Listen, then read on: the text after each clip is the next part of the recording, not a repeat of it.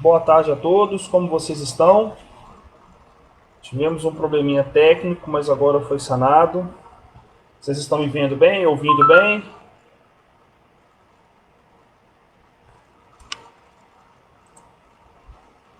Ótimo. Oi, Rose, muito obrigado. Muito obrigado.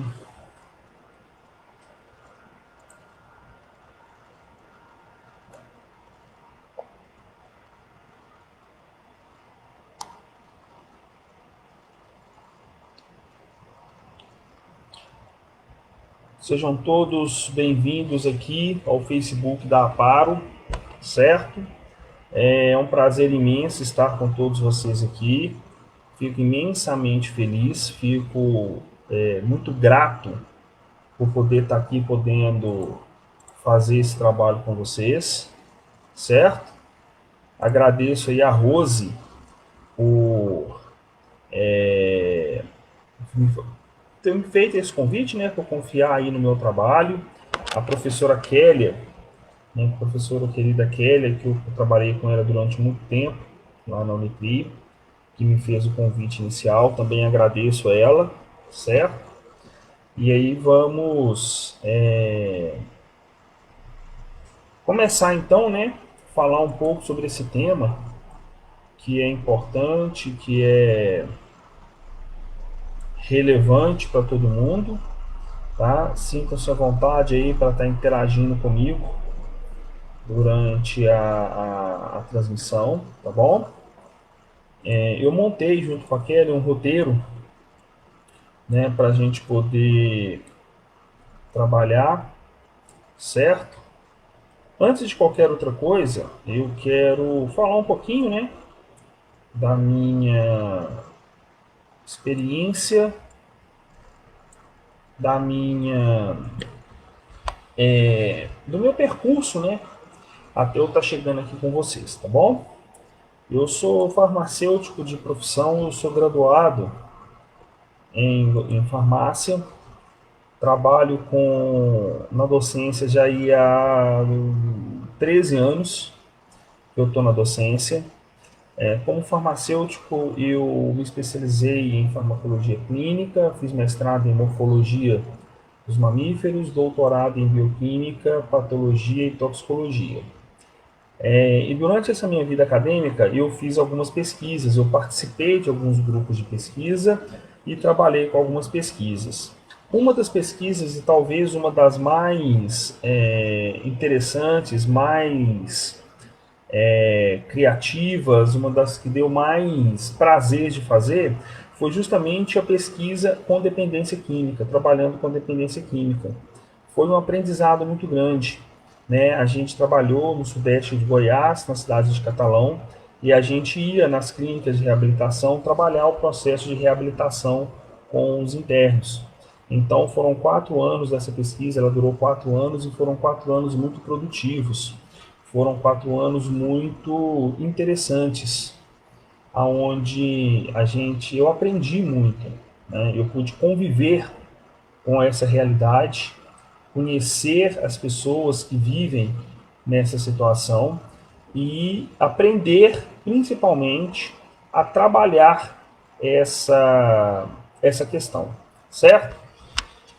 Então, assim, a primeira coisa que a gente precisa quando a gente for mexer, quando a gente for trabalhar, quando a gente estiver lidando com a dependência química, é você entender o que é dependência química, né? É você entender o conceito, né? O que a gente chama, assim, a, a gênese, né? Que é o conceito da dependência química.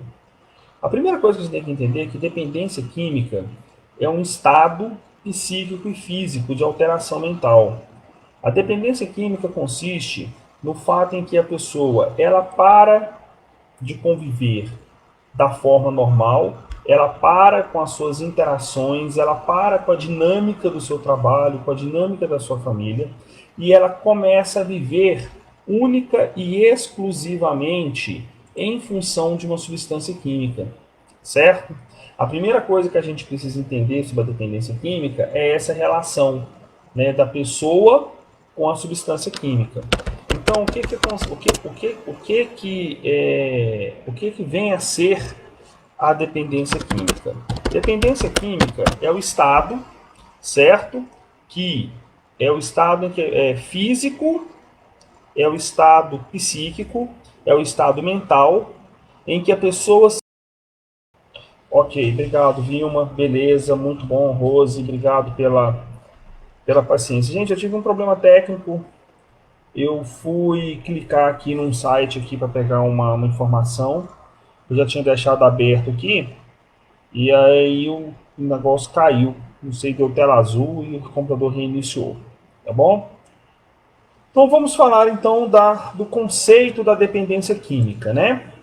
A dependência química, ela é uma patologia. Então, antes de qualquer outra coisa, a dependência química, ela tem CID próprio, ela está classificada no DSM.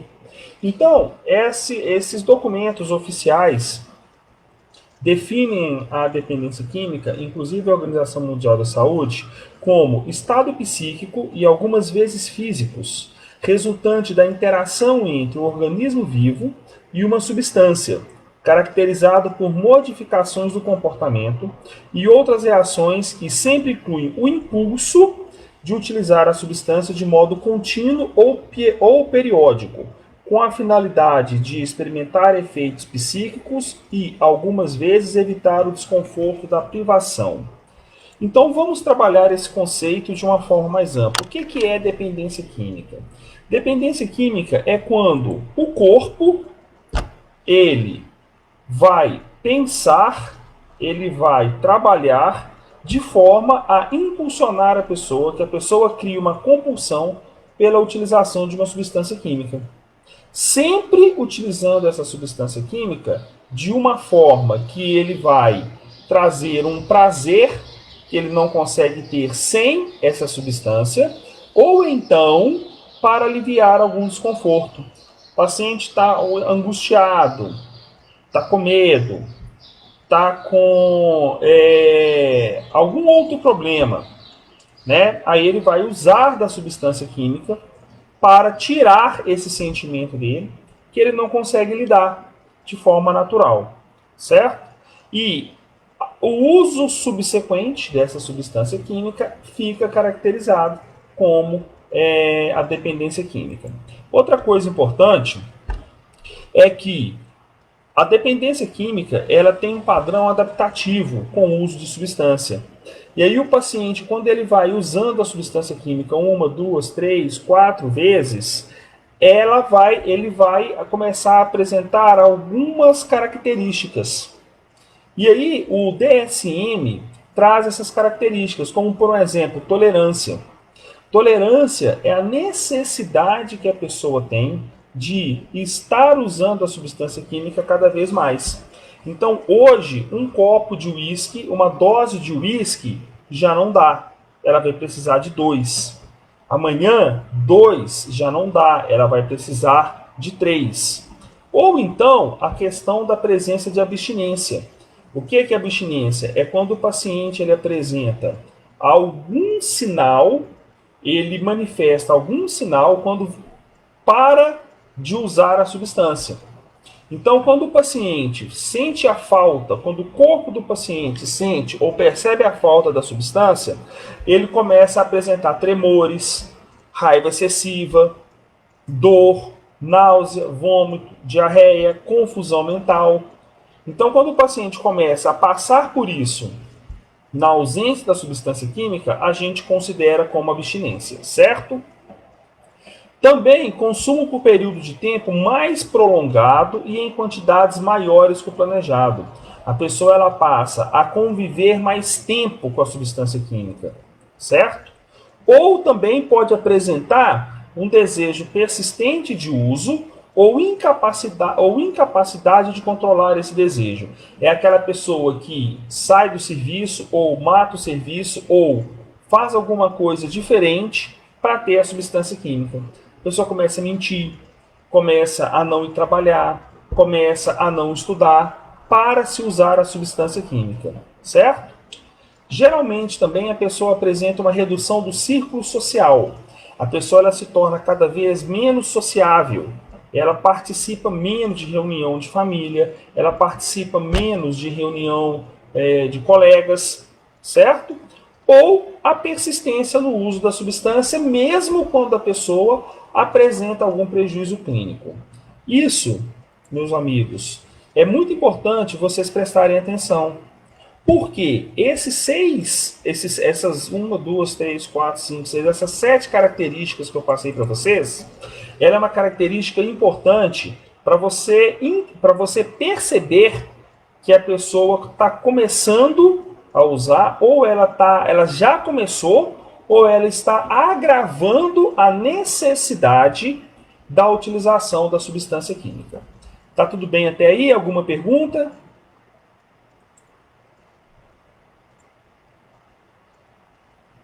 Não? Então vamos seguir em frente então.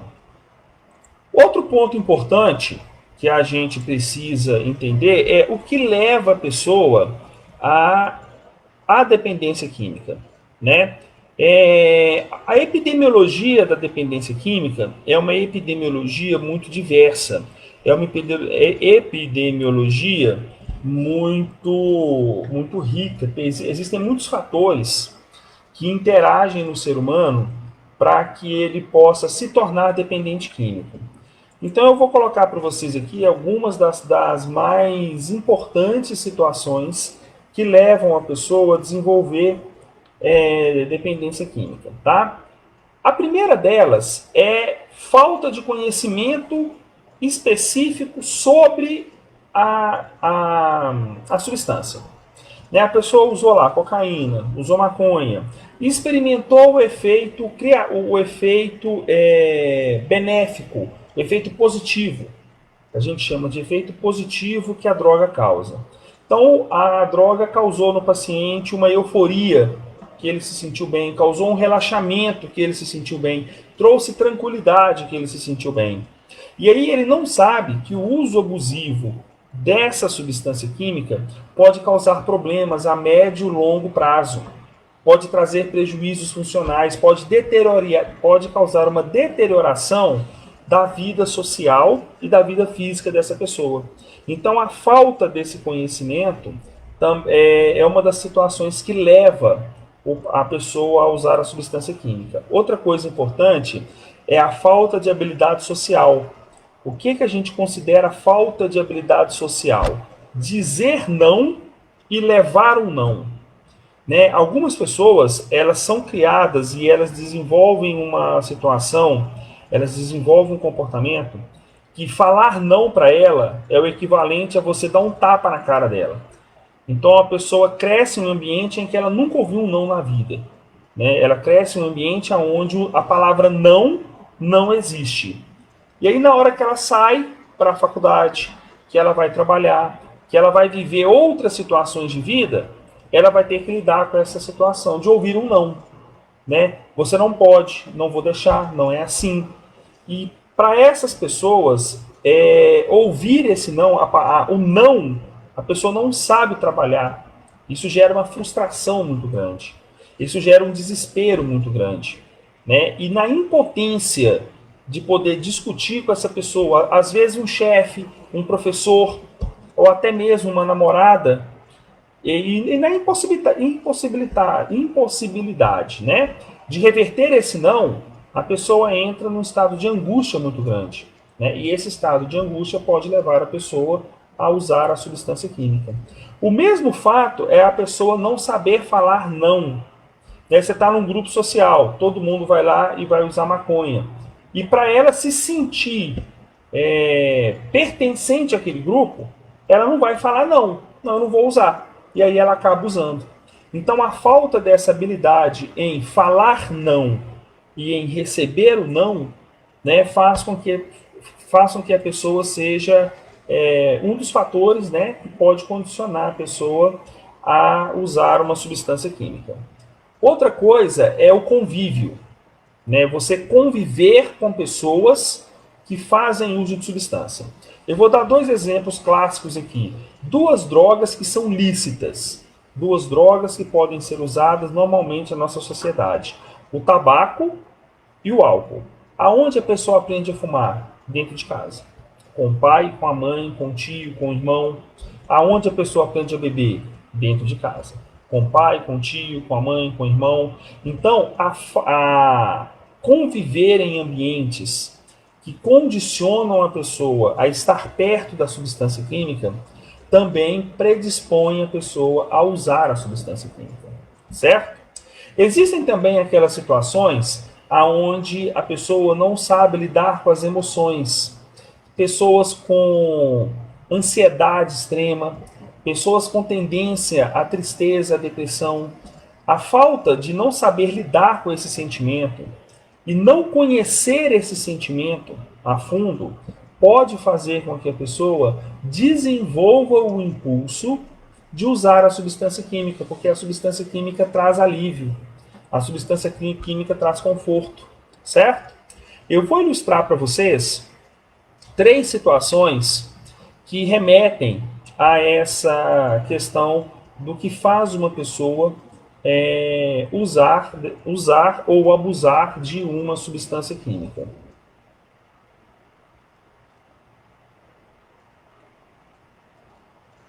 Aí, Rose, depende da relação que você tem com seu filho, certo?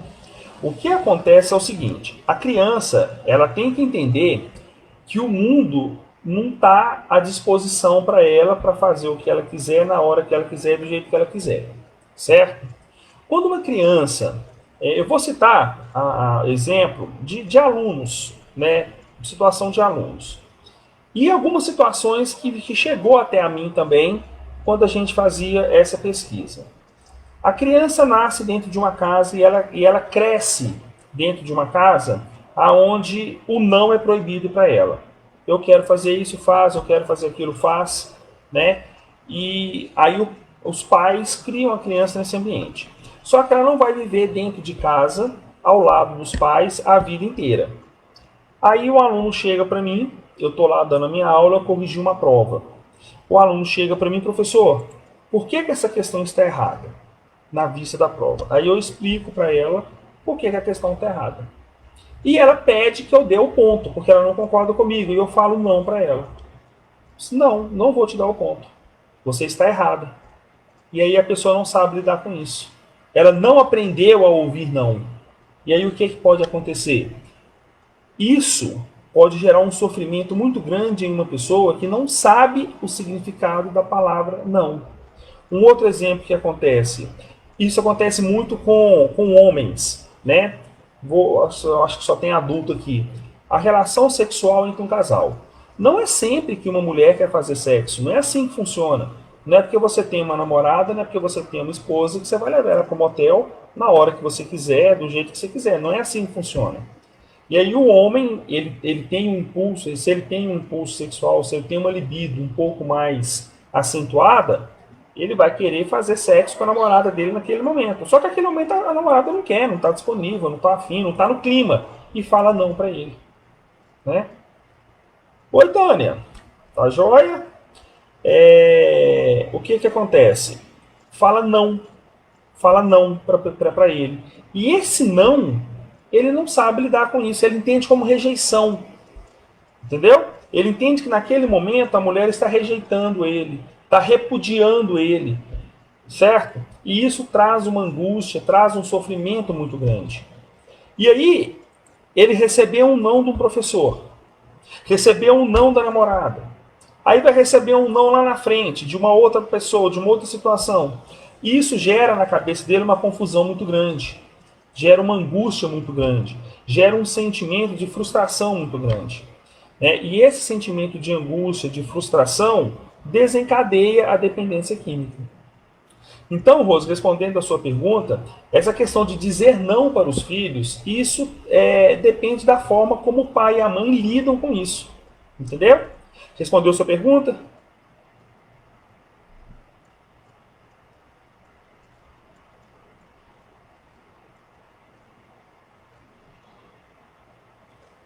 Rose?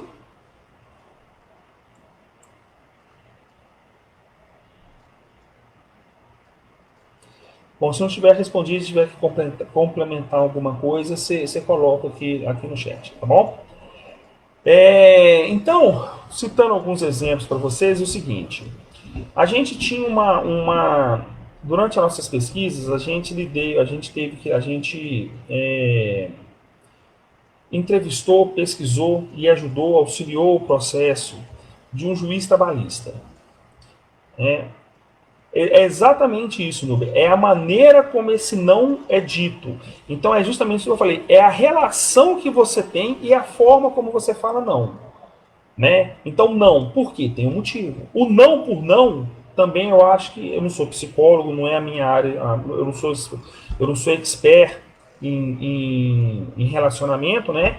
Mas o não por não, simplesmente não, né? O não puro, eu acho que ele também não faz bem.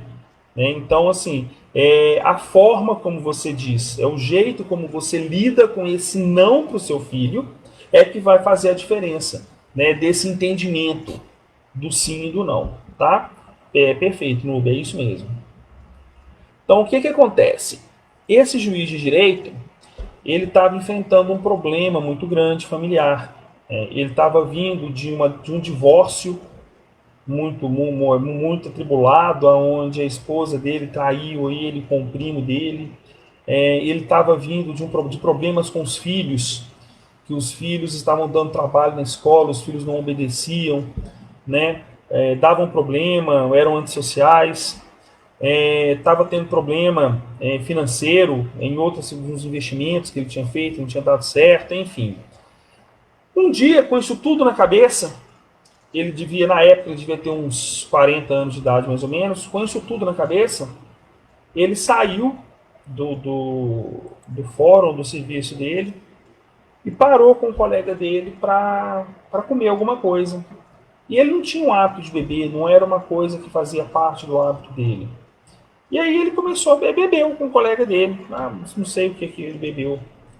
E aí foi bebendo com com um amigo dele, e o álcool trouxe para ele um conforto muito grande. O álcool fez ele esquecer, entre aspas, né, dos problemas dele.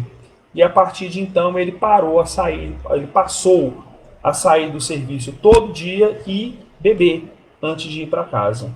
E aí, a partir desse momento, ele começou a desenvolver uma compulsão muito grande pela bebida, né? Porque a bebida, o álcool, trouxe para ele um conforto que, em tese, ele não teria, certo? Só para ilustrar isso que eu estou falando. Outra coisa para ilustrar também essa questão do contato da pessoa com a substância química, eu estava dando uma aula numa especialização, e a especialização era Saúde da Mulher. Boa tarde, Robert. A especialização era em Saúde da Mulher. E o tema era justamente dependência química na mulher. Então, eu fui trabalhar com os alunos e as alunas a questão da dependência química na mulher. Aí eu estava falando sobre essa relação, né, da pessoa conviver com a droga, da pessoa conviver com a substância química, para ela poder desenvolver, o risco dela desenvolver a dependência química. Aí, depois que eu dei a explanação, que a gente interagiu, que a gente discutiu, uma das alunas levantou a mão e pediu a palavra. E ela falou assim: professor, parece que o senhor contou a história da minha vida. Aí ela pegou e contou o relato da vida dela.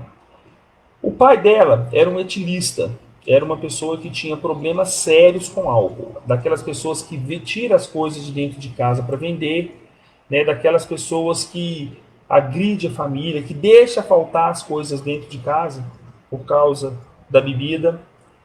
E aí, quando ela tinha por volta dos 12, 11 anos, ela morava em Uberlândia, a família dela morava na zona rural ali de Uberlândia, a tia dela que morava em Uberlândia quebrou a perna. E pediu para os pais dela, a tia dela era solteirona, para que ela pudesse morar com ela, né, no período que ela tivesse ali na reabilitação da fratura, para poder ajudar ela nas tarefas domésticas. Ela foi, né? Aí a tia dela reabilitou, sarou, tratou, e aí gostou da interação, da relação com a menina, e pediu os pais dela para que ela morasse com ela em definitivo, que ela iria tomar conta dela, cuidar dos estudos e tudo mais, e assim foi feito, né? E aí ela saiu do ambiente familiar dela e foi para outro ambiente familiar. Bom, ela tem um irmão gêmeo. Ela tinha um irmão gêmeo na época. O tempo passou, o pai dela foi a óbito por complicações do consumo de droga. E olha só, o irmão dela desenvolveu a mesma dependência que o pai, certo? O irmão dela, que cresceu dentro daquela casa, desenvolveu a mesma dependência que o pai. E ela, que tecnicamente teria o mesmo fator genético porque é irmão gêmeo, não desenvolveu. Entenderam, gente? Ficou claro aí essa relação? Então, cuidado quando vocês mandarem uma criança comprar um cigarro para vocês. Cuidado quando vocês mandarem uma criança comprar cerveja para vocês. Né? Aquele pai que acha bonito, ó, meu filho já bebe cerveja, que já dá um copo lá pro filho beber. Então, tomem cuidado com isso. Né? Porque a pessoa aprende a usar a substância química dentro de casa. Beleza? Gente, essa parte ficou entendida? Ficou tranquilo? Essa parte dos conceitos de dependência química e também o que leva a pessoa à dependência química, ficou tranquilo?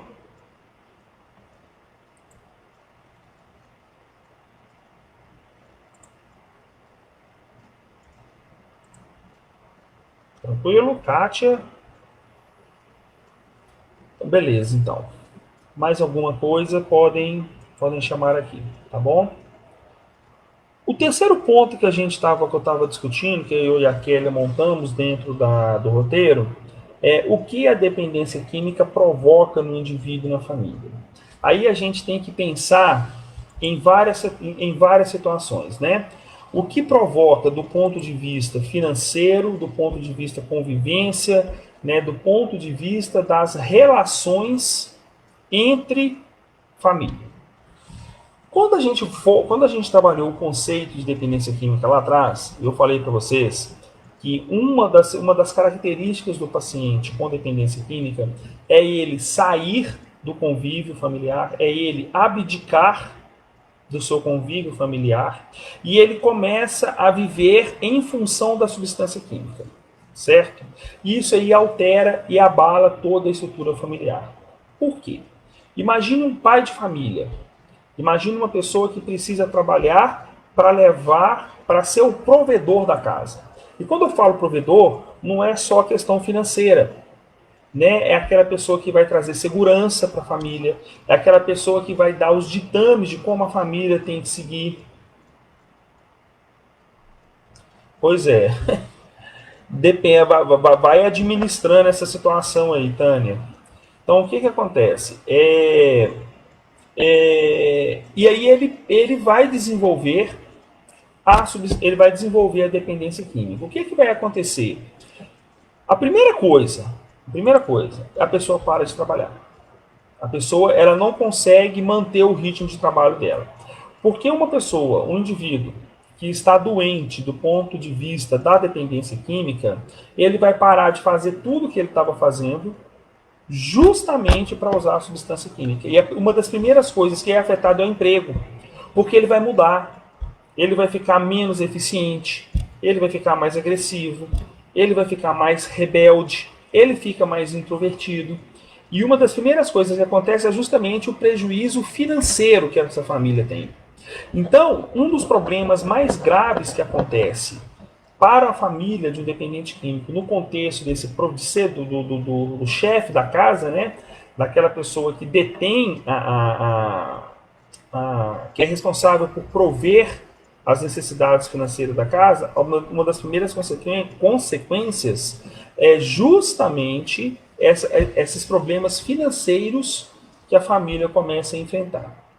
Outro problema, começam a aparecer as discórdias, começam a aparecer os conflitos.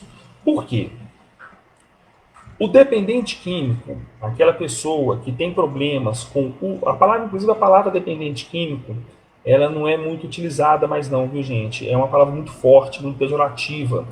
A gente usa o termo indivíduo com problemas de uso e abuso de substância química. Então, uma pessoa que tem problemas, né, com o uso e abuso de substâncias químicas, duas coisas ela vai fazer. Ela vai mentir e ela vai se vitimizar. Tá? A pessoa que tem problema para usar a substância química apresenta essas duas características.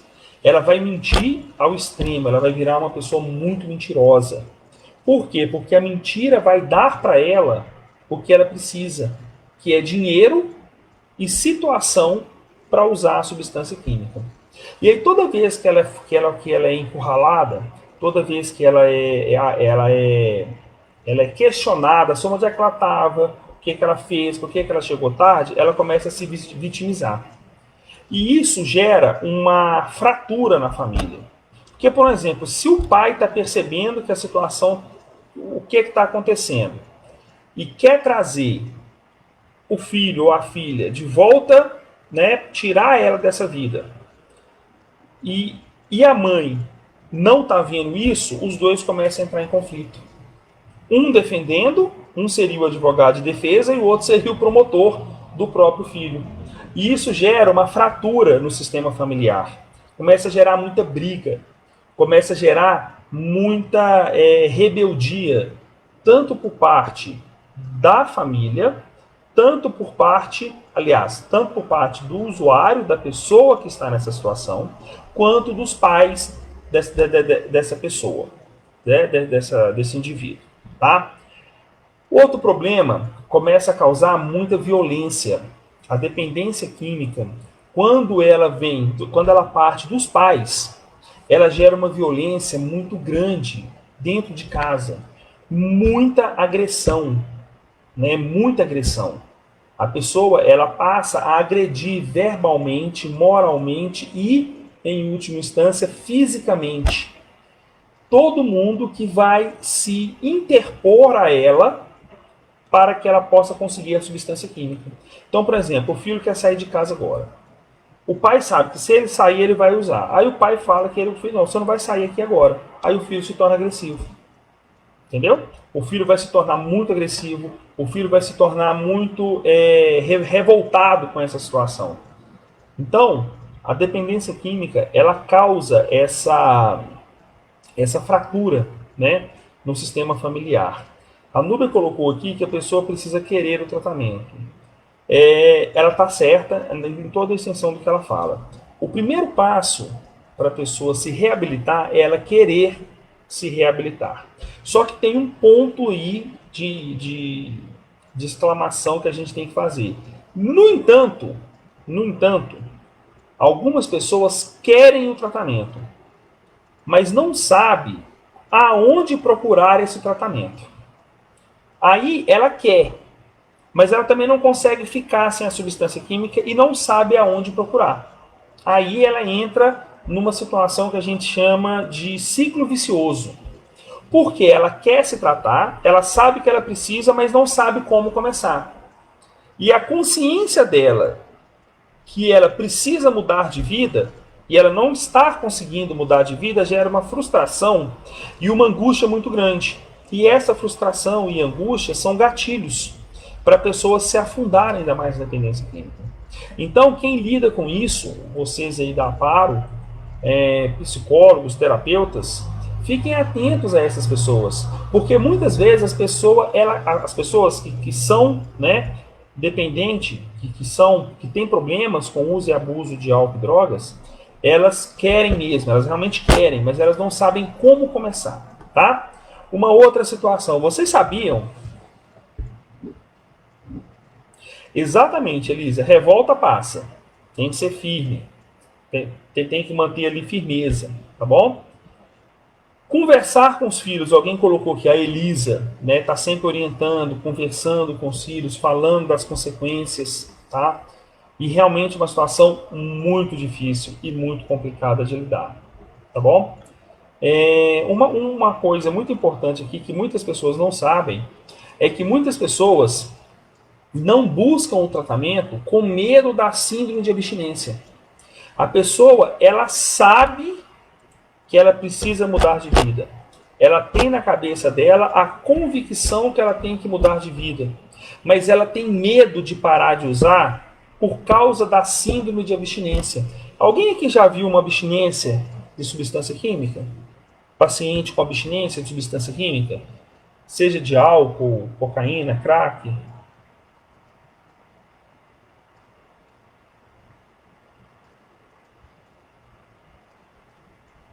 Alguém já viu?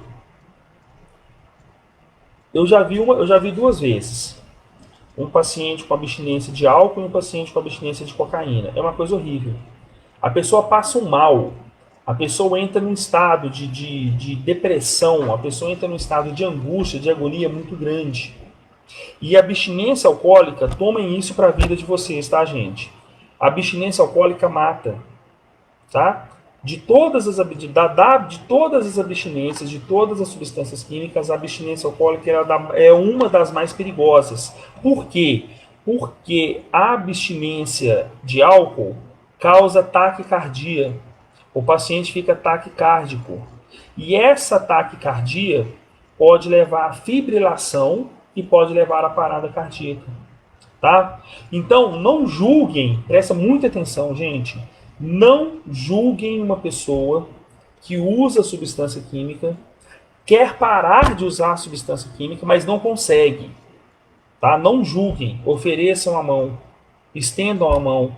Olha, deixa eu te ajudar. Você quer parar? Deixa eu te ajudar. Oriente ela para essas instituições como o Amparo, ou um psiquiatra, ou qualquer outra situação. Porque muitas vezes as pessoas não.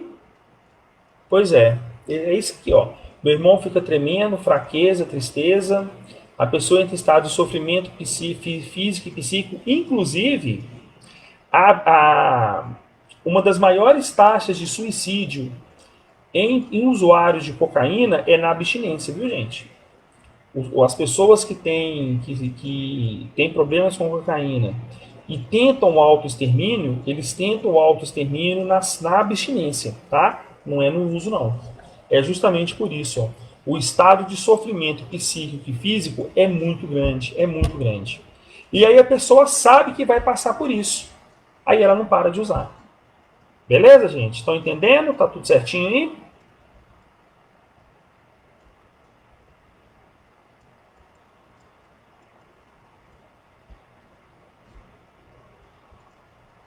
A gente está tendo um tempo muito grande de transmissão, né? Tá muito lento. Eu estou vendo aqui, acompanhando aqui a minha câmera aqui, eu estou vendo que a transmissão ela não está em tempo tão real. Então vamos lá, então, olha só. O que a dependência química causa, né, provoca no indivíduo e na família? Preste atenção aqui. A dependência química, ela é muito mais agressiva na mulher do que no homem, beleza? Esse estado de alteração físico, mental e psíquico que a pessoa passa pelo uso de substância química, ok? Ela é muito mais violenta, ela é muito mais agressiva e ela é muito mais perigosa na mulher, certo? Ela é extremamente, obrigado, viu, gente? Muito obrigado.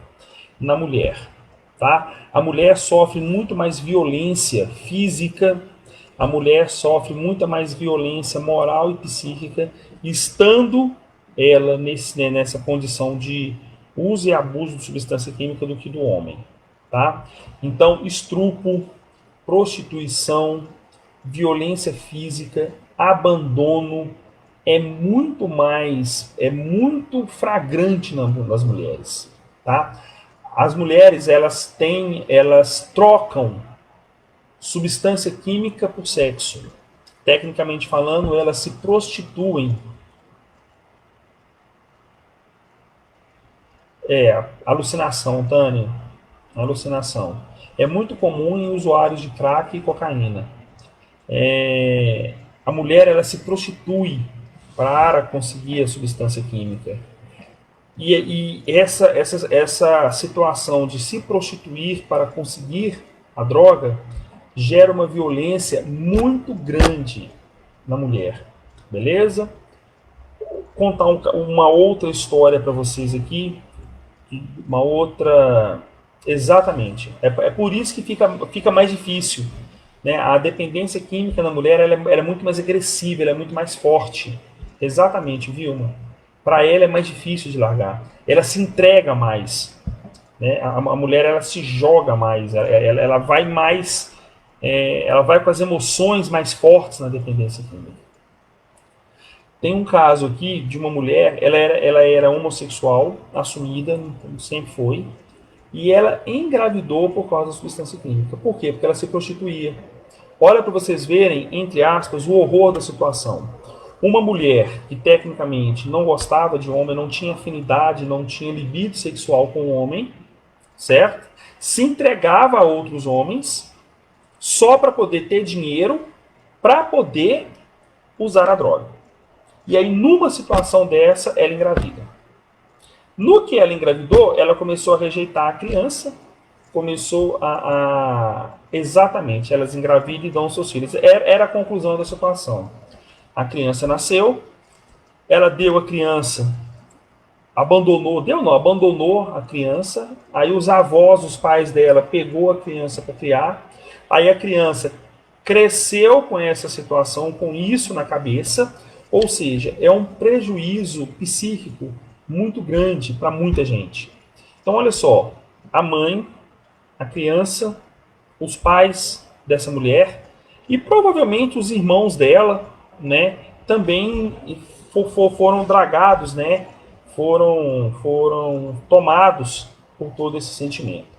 Então a dependência química ela é muito flagrante, ela é muito forte nas mulheres, ela é muito mais violenta nas mulheres. E deixa eu contar um caso para vocês aqui de uma das internas que estava lá. Era uma família onde tinha a mãe dessa menina, que estava fazendo a reabilitação, e o irmão, morava só os três. Quando a gente trabalhou lá com ela, ela tinha 26 anos. Mas se olhava para ela, ela parecia ter 45 anos. Né? Assim, totalmente acabada. O irmão dela era traficante. O irmão dela controlava um ponto de tráfico numa cidade do interior de São Paulo. Então o irmão dela era uma pessoa, né, influente do ponto de vista do tráfico. E esse irmão dela tinha um grande amigo. O cara era o melhor amigo do irmão, quase irmão, né? E um dia, esse melhor amigo estava dentro da... estavam lá e tal. Ele saiu com a mãe e essa menina estava tomando banho. Na hora que ela saiu do banho, ele colocou uma arma na cabeça dela. Ela tinha 13 anos de idade. Colocou uma arma na cabeça dela e estrupou ela. E falou com ela o seguinte: se você contar pro seu irmão que eu fiz isso, eu mato você, mato. Primeiro eu mato seu irmão, mato sua mãe na sua frente, depois eu mato você. Você não vai falar nada. Certo? E esse abuso sexual dessa menina de 13 anos ficou por uns 6, 7 meses mais ou menos. E sempre nessa toada. Se você falar alguma coisa, eu mato seu irmão, mato sua mãe e mato você. Um dia, a mãe dela lavando roupa, achou sangue na calcinha dela, achou a calcinha dela suja de sangue. Aí apertou ela, colocou ela, apertou, foi falando, chamou o irmão dela, ela começou a chorar, entrou em desespero. Isso, exatamente. É muito triste isso, Tânia, é muito triste. Aí o que acontece? Aí ela contou a verdade. Contou não, explodiu a verdade. Contou daquele jeito desesperado, gritando, chorando e tal. Aí a mãe dela ficou indignada, o irmão dela também. Aí o irmão dela falou assim, ó, deixa que eu resolvo a situação. Deixa que eu vou resolver. Aí ela já tinha feito 14 anos. Aí o que o irmão dela fez?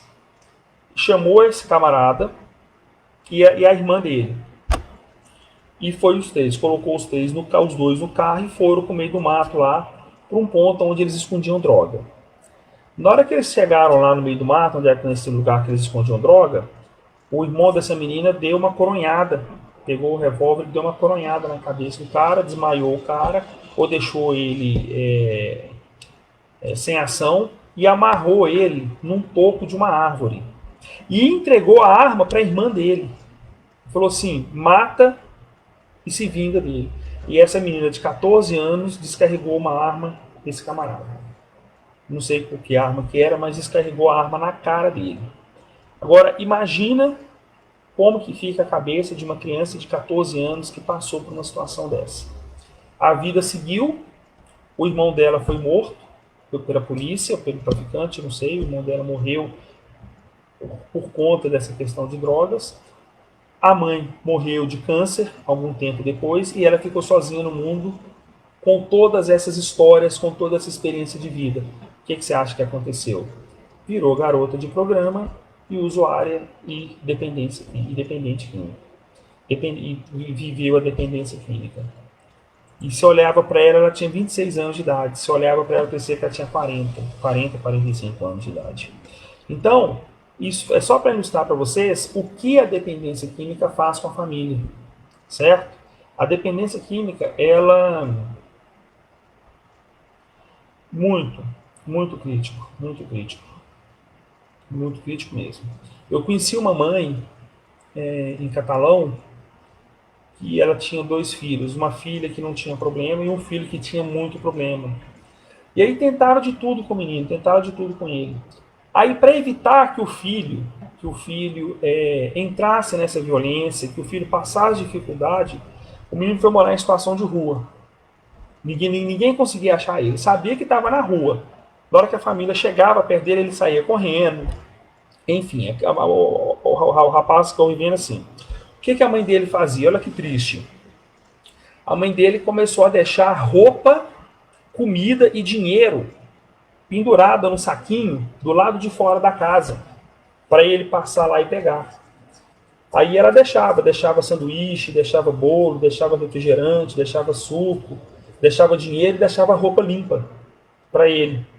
Aí de vez ela fazia isso umas duas, umas três, quatro vezes por semana, ela levantava de manhã, via que não tinha nada lá, aí ela ficava em tese mais tranquila, né? Porque o filho dela não ia passar fome, não ia ter que roubar, ia andar limpo pelo menos.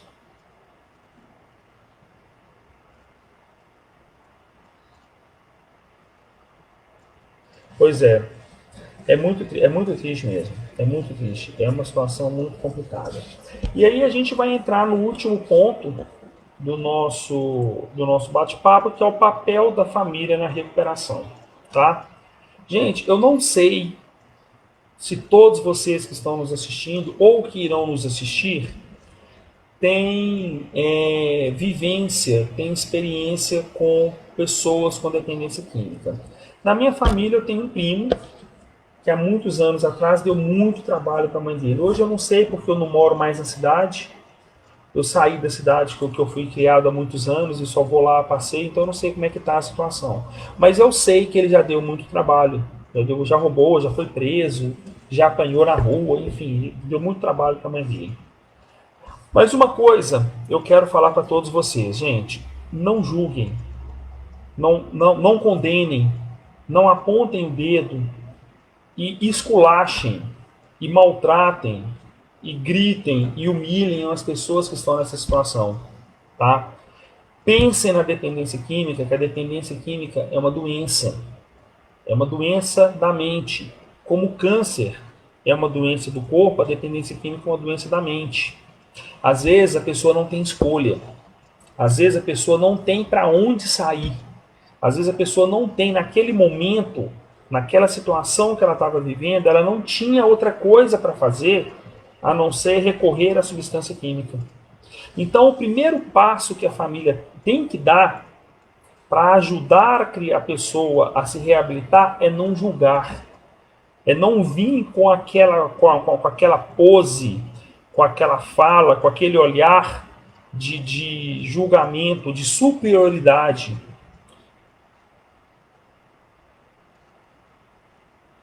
Eu vou chegar nessa situação, eles Marta.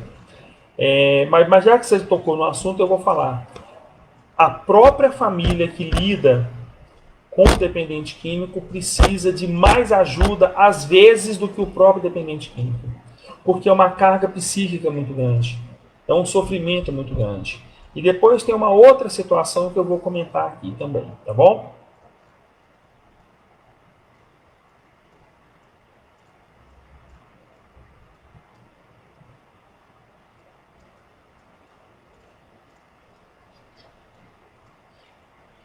Dói sim, Kátia. Dói. Deve ser uma situação horrível. Então, o que acontece? A família, ela precisa entender duas coisas importantes. Se um filho não tem dentro de casa o acolhimento que um filho precisa ter, ele vai ter aonde? Certo? Então, se uma criança, 12 anos, igual vocês colocaram aí, tem problema com isso e não encontra dentro de casa o acolhimento, ele vai ter isso aonde? Presta muita atenção numa coisa que eu vou falar aqui, gente. Vou até chegar mais perto aqui, dar um zoom aqui. A criança, o adolescente, ele precisa se sentir que pertence a algum lugar. Beleza? Essa sensação de pertencer a um grupo é fundamental para a reabilitação. Então você tem que deixar bem claro, o pai, a mãe, o irmão, o filho, o sobrinho, o afilhado, que tem problema com dependência química, você tem que deixar bem claro para ele, olha, você pertence a essa família. Essa família é sua. Você pertence a ela. Se você tirar do doente, do paciente, essa sensação, esse poder de pertencimento, aí ele se acaba na vida. Vocês entenderam, gente? Vocês entenderam? Não tirem do dependente químico, não tirem dele essa condição de pertencer à família. Mas, ô Jade, ponha na sua cabeça, essa pessoa na sua família que está com esse problema, ele é da sua família. Ele pertence à sua família. Se você tirar dele, se você julgar ele, se você excluir ele, se você marginalizar ele, não vai resolver o seu problema, vai criar outros problemas.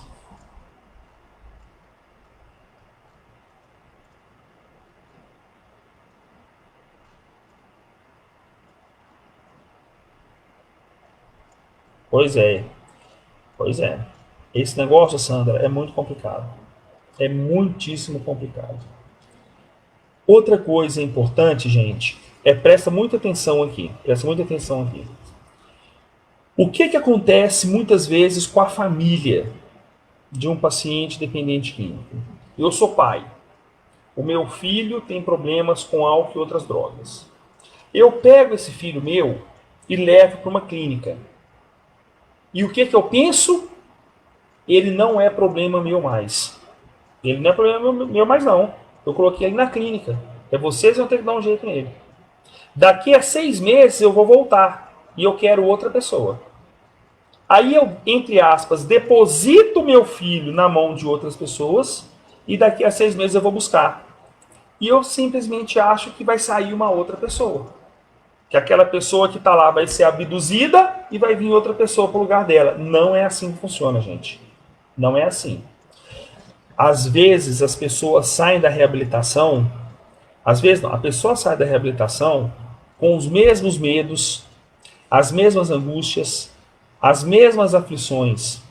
A diferença é que agora ela sabe que isso é gatilho para dependência química. Beleza? Então, conversem isso com os pais, com os irmãos, com os tios. Pois é. Isso aí, gente, são exemplos do cotidiano.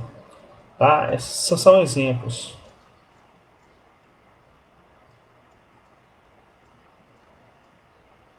Ô Jade, procura o pessoal, procura o apoio com o Amparo. Eu já dei algumas, eu conheço, acho que foi lá que eu fui uma vez com a Kélia, com os alunos da Kélia. Procura ajuda, psiquiatra, psicólogo, terapeuta, beleza? Isso é verdade, Núbia, isso é verdade. Se eu não me engano, eu não sei ainda, eu acho que o Uberlândia tem um CAPS. Pode pedir ajuda no CAPS também. Tá? Pode pedir ajuda no CAPS também. Então é o seguinte, gente. Após sair de um processo de reabilitação, Não pensem que a pessoa vai voltar outra pessoa. Ela vai voltar a mesma pessoa. São os mesmos medos, as mesmas angústias, tá? A diferença é que agora a pessoa sabe trabalhar isso. Agora a pessoa sabe lidar com esses medos e essas angústias. Presta muita atenção lá no Luizotti. Eu lembro, eu fiz um trabalho lá uma vez, eu fiz uma pesquisa lá uma vez também. Procura ajuda, não desiste, tá? Não desiste, procura ajuda. Presta atenção numa coisa aqui. Vocês já ouviram falar em codependência?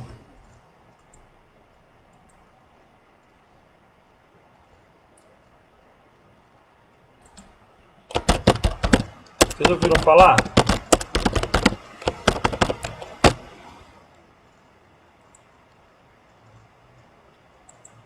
Ah lá, um CAPS AD, lá no Luizotti. Olha só o que acontece. Olha como é que a família precisa de ajuda para lidar com a dependência química. Poder.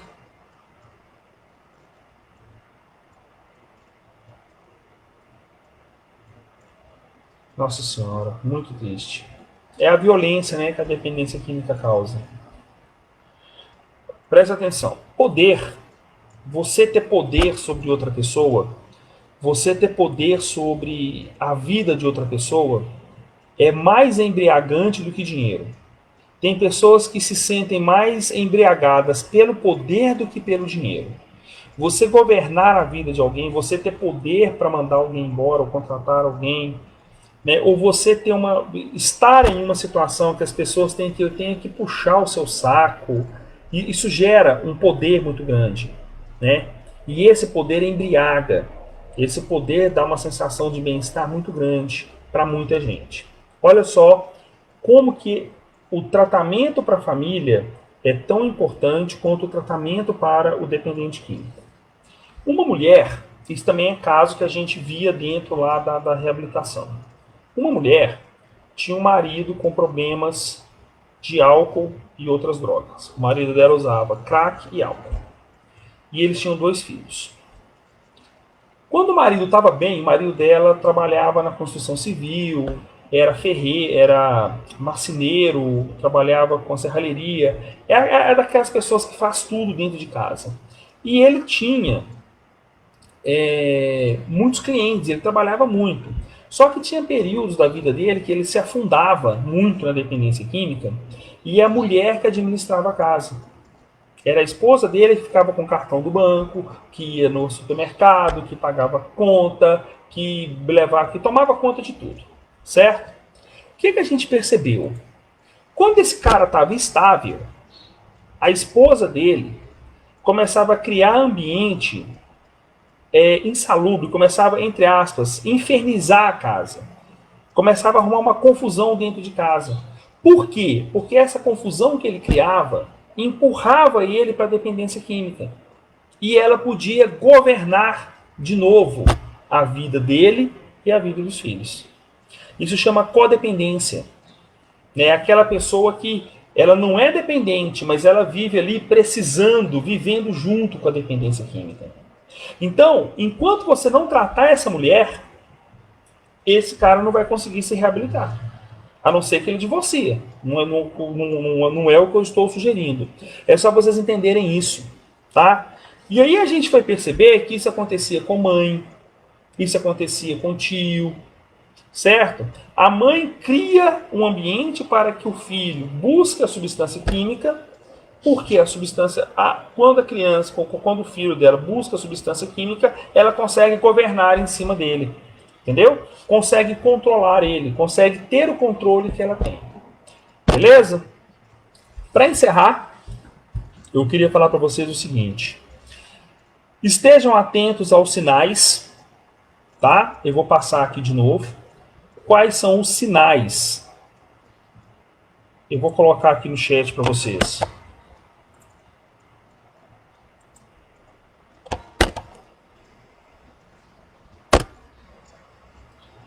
Fiquem atentos a esses sinais, beleza? Tolerância, abstinência, consumo por período de tempo mais prolongado, desejo persistente de uso e incapacidade de controlar, muito tempo gasto com atividades que estão relacionadas à obtenção da substância, redução do círculo social, persistência no uso de substância, apesar desses prejuízos, dos prejuízos que ela causa. Fiquem muito atentos a esses sintomas, porque eles podem medir o quanto uma pessoa está precisando, está dependente químico, e até mesmo para vocês diagnosticarem no meio de vocês pessoas que estão entrando no meio da dependência química. Certo? Gente, estou à disposição para dúvidas, perguntas e comentários.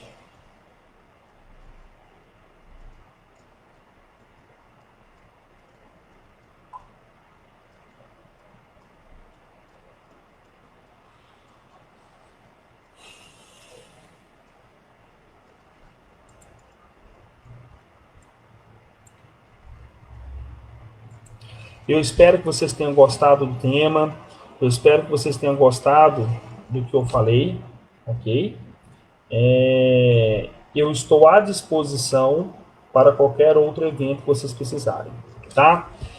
Quando eu morava em Uberlândia, eu não moro em Uberlândia mais, hoje eu estou em Tuiutaba, eu coordeno um curso de farmácia, eu estou coordenador do curso de farmácia numa faculdade aqui em Tuiutaba e também trabalho na vigilância sanitária aqui da cidade. Imagina o tanto que eu estou trabalhando, gente. Eu coordeno aqui em Tuiutaba a central de fiscalização do Covid. Então vocês imaginam como é que minha vida tá, né? E também eu sou fiscal sanitário aqui. Mas se precisar, nada me impede de ir aí em Uberlândia e a gente fazer um bate-papo aí cara a cara com a família desse pessoal, tá? É, exatamente, exatamente. Obrigado, gente, pelo carinho aí e pelas manifestações, tá bom?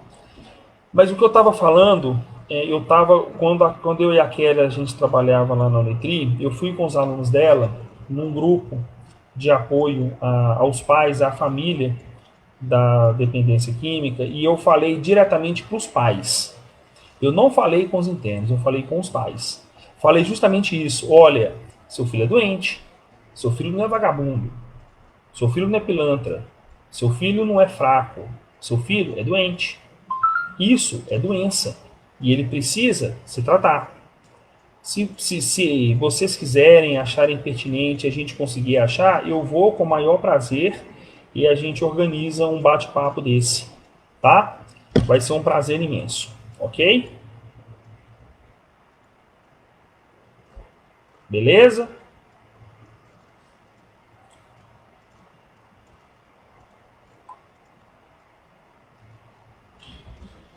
Estou à disposição da Rose, da professora Kelly, é uma pessoa que eu tenho um carinho muito grande. Professora Kelly, um abraço para a senhora, tá bom? Rose, precisando, eu estou aqui à disposição para ir para algumas coisas nesse sentido e em qualquer outra situação também. Beleza, gente? Todos tenham um feliz final de semana, um final de semana abençoado, com as famílias, né? Curtam aí as famílias, porque a gente precisa recarregar as energias para a semana, né? Para aguentar a semana. Ok? Um abraço, gente.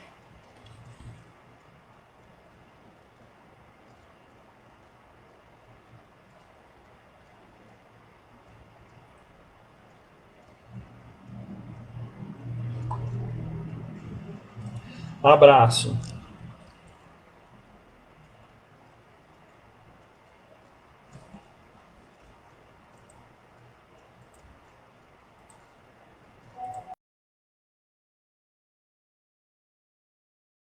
Eu vou encerrar aqui, tá bom? Pode encerrar, Kelly? Pode encerrar, Rose?